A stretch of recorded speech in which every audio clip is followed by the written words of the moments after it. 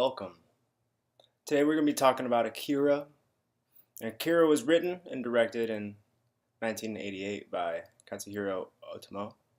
The movie follows a young biker gang set in an alternate universe in Neo Tokyo, which is an alternate version of Tokyo after World War III had just taken place, and Tokyo had been nuclear bombed by Akira.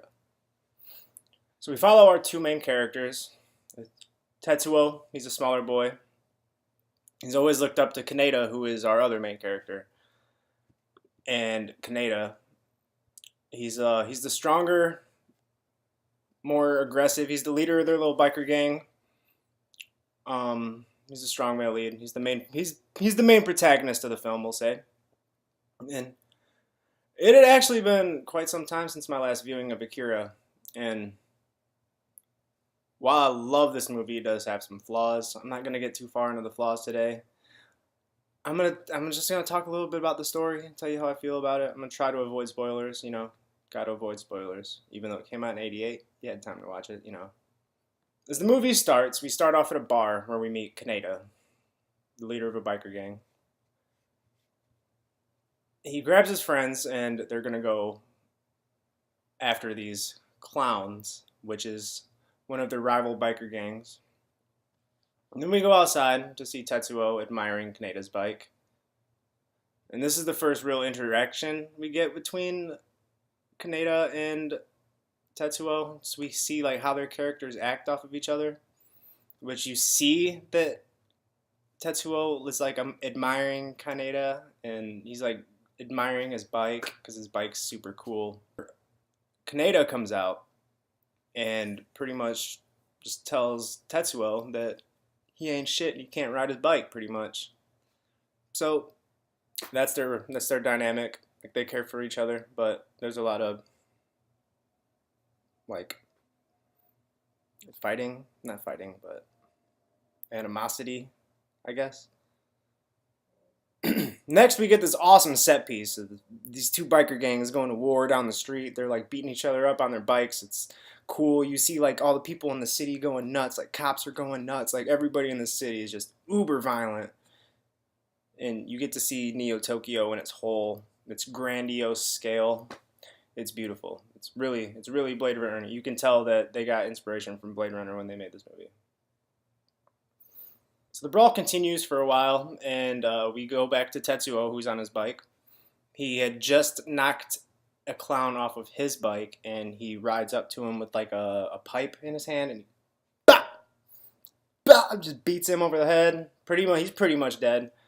And as this is happening, there's a little green kid who looks like an old man, but he's small like a kid, and he gets in the way. Tetsuo crashes into him, and there's just gigantic explosion, so you think, oh shit, Tetsuo's dead already. After this happens, Kaneda, the rest of the gang, shows up and see that Tetsuo is alive, but then Tetsuo gets taken away by somebody to the hospital. Man, this scene is amazing, though. Just the shots of Neo Tokyo and seeing all the hyper-aggressive people on the streets and just seeing what kind of place Neo Tokyo is, it's awesome. This is where the budget actually really starts to come through too. I believe the film had a $10 million budget in '88, which is ridiculous for an animated film in '88, but they put their budget to work with their set design and just the images that they used to fill in the background. It's beautiful. From here we go to the police station, and you see Kaneda and some of the other gang members getting interrogated by some of the police, wondering what happened, why they were there. They come up with a story saying that they were all going to visit Kaneda's mom, who was sick in the hospital, and all nonsense occurred from then on out. The cop sends them back out into the hallway where they sit, and they call in more people. There's 40 people inside of this hallway, all getting pulled into questioning at different times. And in here, Kaneda sees a young woman named Kay, who he's attracted to and he wants to get with. So he comes up with this scheme after the cop says they can go, to where he says that Kay was with them so that she could in turn get out. Once they're all out, there's the gigantic explosion and nonsense happens, and they all get out of there.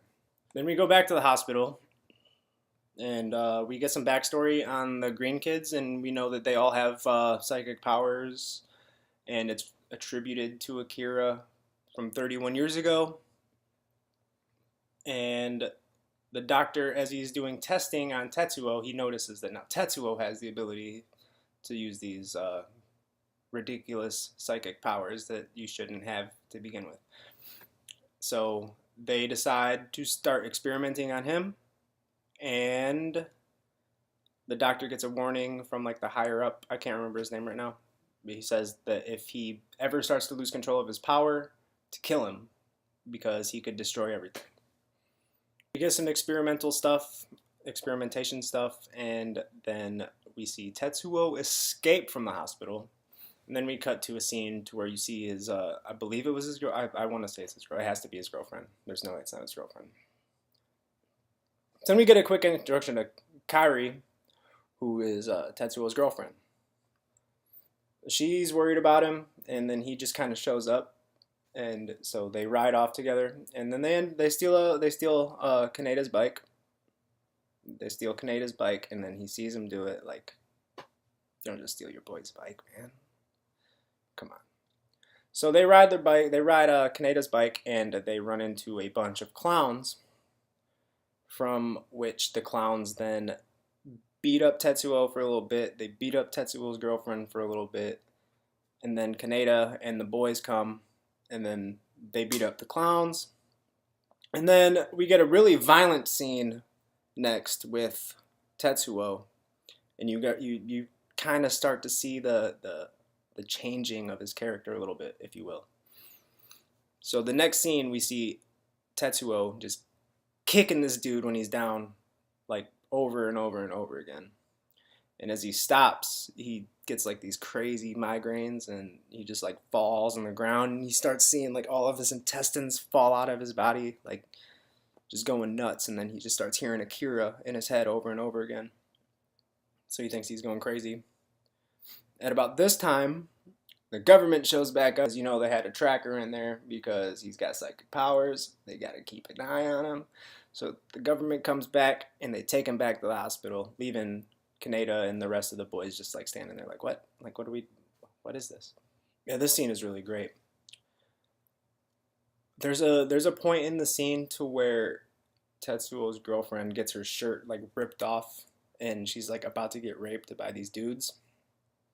And then that's when Kaneda comes in and like saves the day. But the way that Tetsuo reacts to getting saved kind of gives you like a mental image of this transformation, I guess.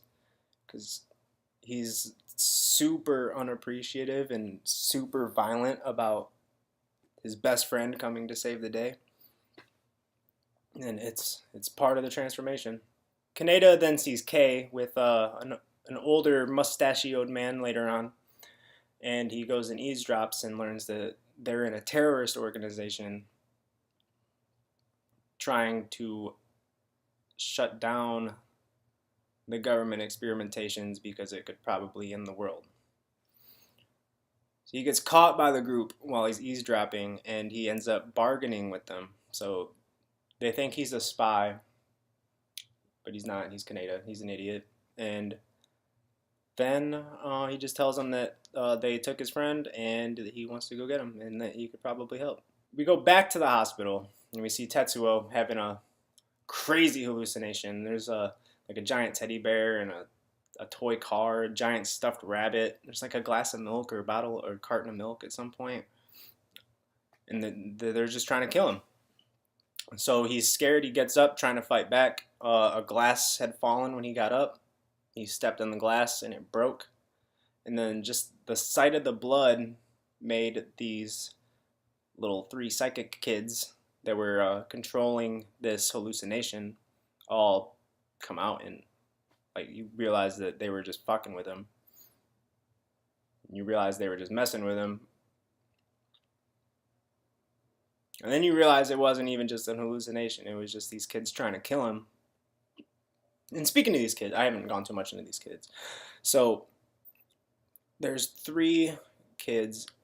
I can't tell you off the top. I can't remember what I can't really remember what their names are, but they go by numbers. There's 25, 26, and 27. And I believe that they were all created by the government from what was left of Akira, like using Akira cells. And then they just created these immensely powerful psychic people. And one of them had prophesized that Tetsuo would be the end of Neo Tokyo, pretty much. So they were trying to just end that before it happened. So we find out that Akira is in the bottom of the Olympic Stadium that is being rebuilt in Neo Tokyo. And he's just down there for research or whatnot. So now that Tetsuo has awakened to his power and he knows that Akira exists and is more powerful than him, he's going to find Akira and kill Akira, essentially, is his goal. While on the other hand, you have this terrorist organization, these three kids, the entire government, and Kaneda all trying to stop this from happening. And I think that's where I'm going to end it. I don't really want to get into the third act because it's pretty spoiler heavy, and I don't want to really give anything too deep away because Akira is pretty heavy on your mind a little bit. As far as Akira is concerned, I think it's a wonderful film. There may be a little bit of pacing issues and a couple like character issues that I really don't want to get into because it's the third act, like with K and all that weird K stuff.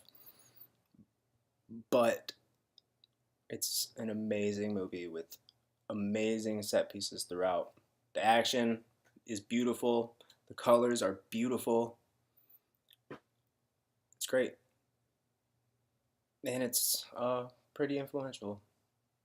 Akira is actually one of the most influential animes ever created. While it is definitely not perfect, Akira is a fantastic movie that has inspired much more than the original creator could have ever imagined. Before Akira, there wasn't much anime in the West at all. But now, after Akira, anime is a worldwide phenomenon. I would highly recommend this movie, whether you watch anime or not. I give Akira an 8 out of 10.